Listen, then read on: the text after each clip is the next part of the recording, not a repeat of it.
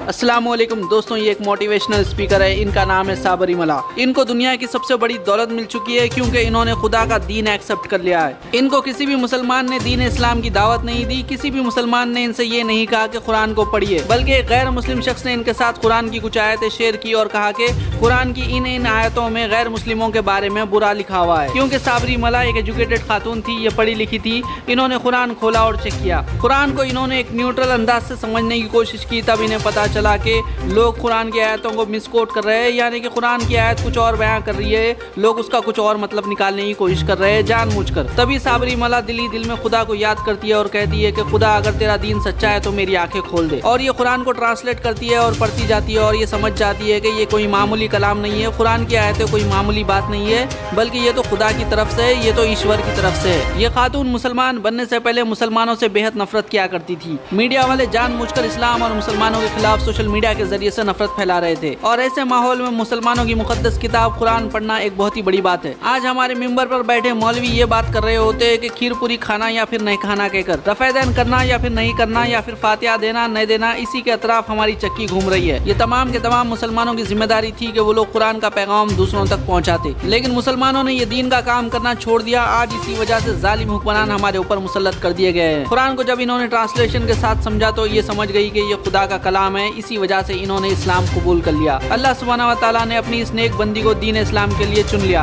आपकी नज़रों में हो सकता है कि एलोन मस्क दुनिया का सबसे अमीर आदमी हो, लेकिन हमारी नज़रों में दुनिया की सबसे अमीर तरीन खातून ये साबरी मला नामी खातून है। दीन हक को दिल से एक्सेप्ट करना कोई मामूली बात नहीं है और अल्लाह सुब्हानहू व तआला ने इनके इस्लाम कबूल करने को इतना पसंद फरमा लिया कि 3 महीने में इनको उम्रा के लिए बुला लिया। अशहदु अन ला इलाहा इल्लल्लाह अशहदु अन्न मुहम्मदुर रसूलुल्लाह।